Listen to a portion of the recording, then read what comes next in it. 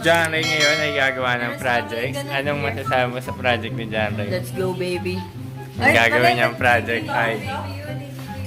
niyang project ay cooking show na naman. Kasi siya ay gustong maging cooking master. Ang gagawin mo, John Ray?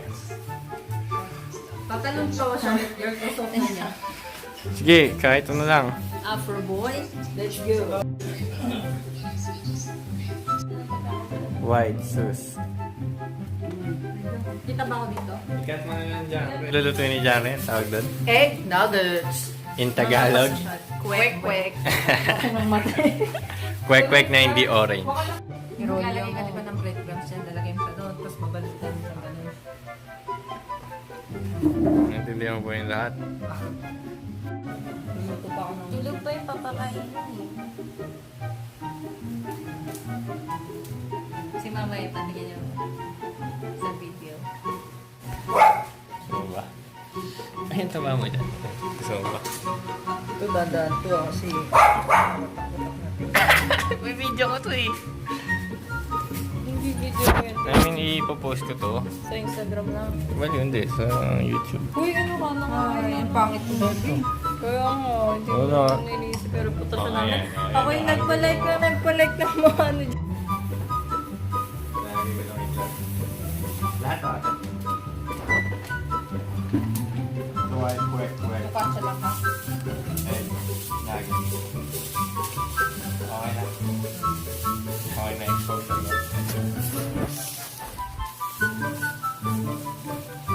Okay, tayo mo. Ito na si John Ray ng kanyang pang-project. Tapos si Ate Nessie mag-create ng pang-kwek-kwek.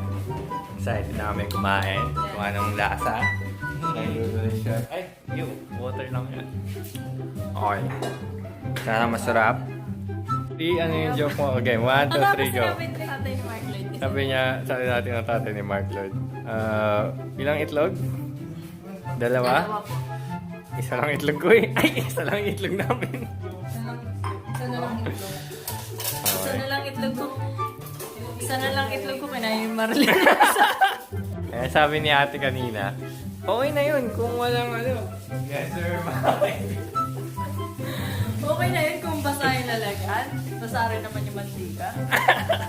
lang taste. Meron pa palang taste test to. Itong... Taste, ang bastos. Ayun na ni Jare. Hindi niya binibidyo. Kasi inuutos lang talaga yung mga Project pero inuutos mo lang ha. Hindi, kailangan ka na. Wala, sabi mo pa dun sa teacher mo, subscribe to our channel ha. Ay, dumis ng kusina.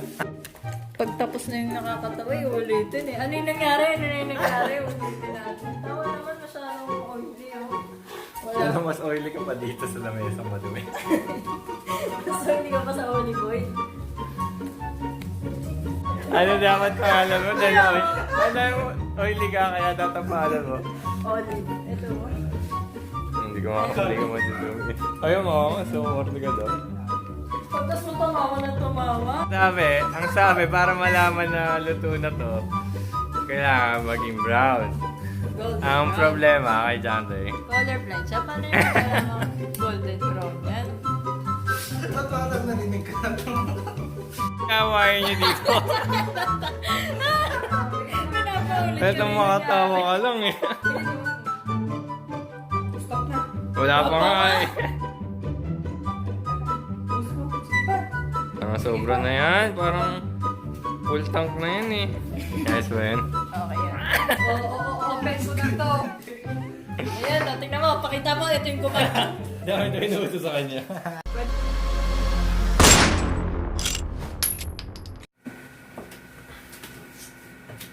Okay. Okay, today, ang i-review natin yung product is itong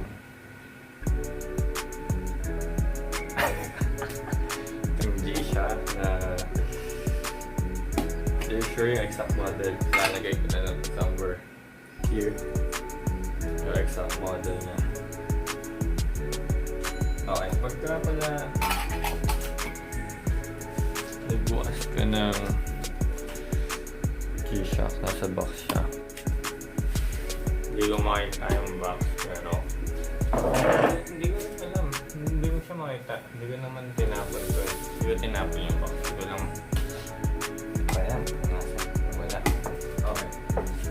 Pag in-open mo ito kasi yung parang standard na lalagyan. Pag in-open mo yan. Before meron pa siyang hexagon din. Hindi ko sure circle lang ata or hexagon na. Hindi, circle lang ata. Meron siya circle dito na foam. Pa before ito. Tapos pagka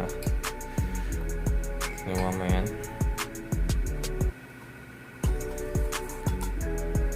Yan, ganyan ang tsura.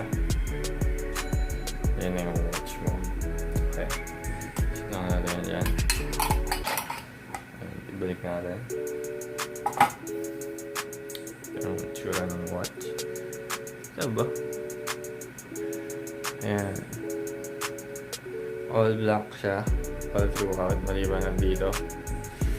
Sa likuran niya.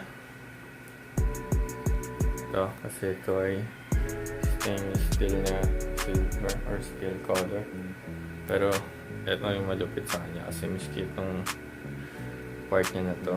Hindi ko sure pa nito. Kasi parang pang-bakal niya na part is black din. Yan din siya. Glossy siya na black. Pero yung the rest parang matte black siya. Ganun. Okay. Parang awkward yung camera. Hirap naman kasi point.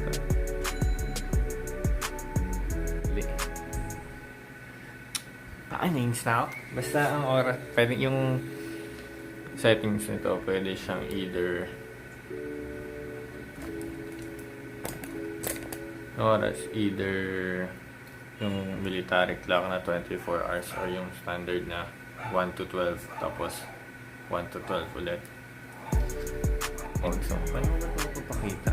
Okay, and so itong watch na to, meron siyang analog na kamay and meron din siya yung digital na part. Ito para kung hindi mo trip magbasa ng analog, masaya mo digital. Ay, meron siyang iba't ibang mode. Meron siyang alarm 5:40 na kaset para alam ko pag uwian na. Meron siyang kasama stopwatch, so pwede niya siyang i-go pagka hindi niya adjust. Boom. Tapos para mabago to 000 stopwatch. And then next is yan. Next is date. Makita niyo kung the fuck is this. 11:15 Sunday. Then meron siya yung normal na oras, which is 1:37 now. Tapos alarm, yung pag-set ng alarm. No letter shoot.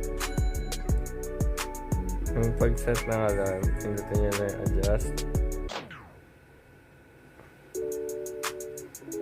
Off alarm or hold nyo na matagas para ma-adjust niya. Tapos piliin nyo lang kung ano yung part. Tapos mode yung pagbago. Try natin.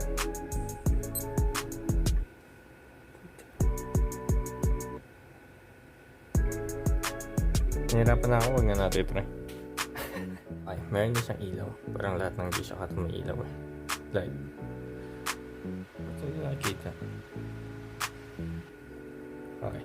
Meron siyang ilaw. Boom. Ayun, didilitin ko na lang para makita ninyo. Yun, diba?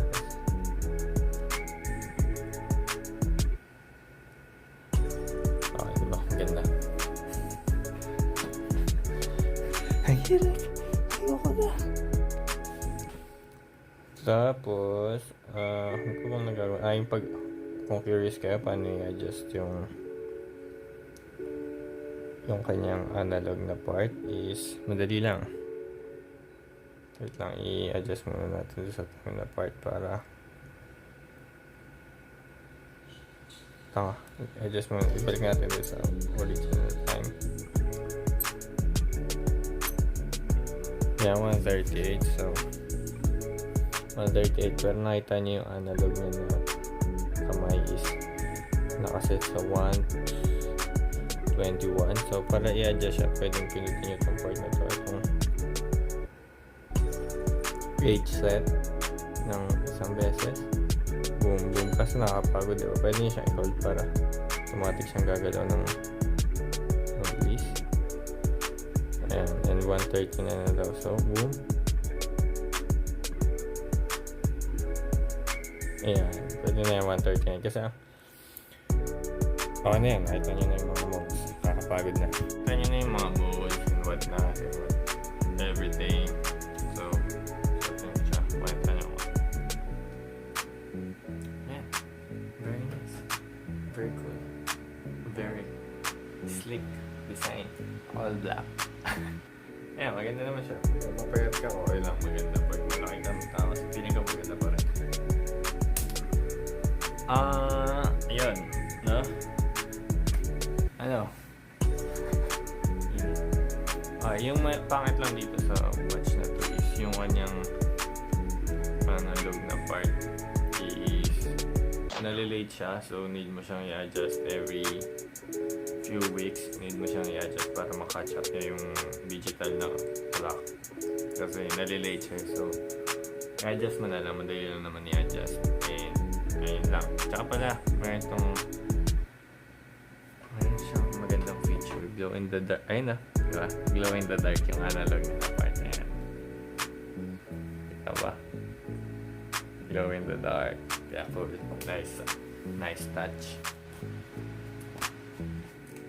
Sa akin pa yung resibo. Nabili ko ito sa physical store sa SM.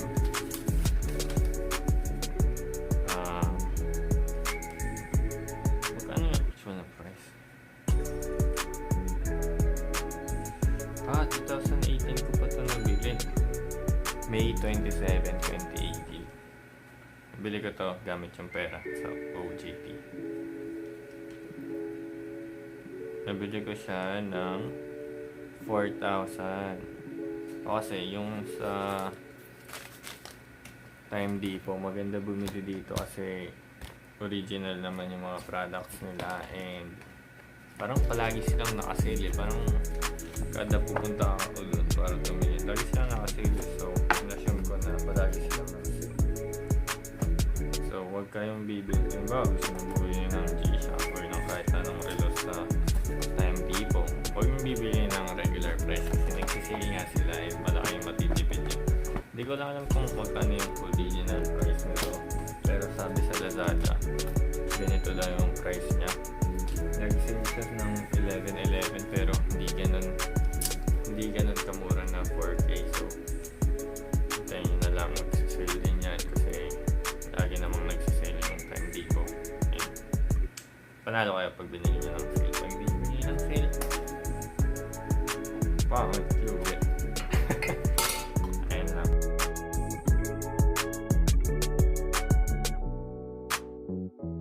Pwede ito pang ulam, pwede rin siya pang snacks. Masarap. Masarap na. Ano? Ay, sira ito pa natin. Ano? 11/10. Atin lang. Ako 10 din. Sarap. Okay. Very good. Salamat. Thank you for the participation. Okay, you're welcome. Thank you for inviting us. Sabi na. Sabi ito sa panggap. Dadaan mo dyan. Gusto mong ito rin ito? Alisan ka na kaya? Pinili mo ito. Pakuha mo ang hello kitty sa labas. Stop o pause?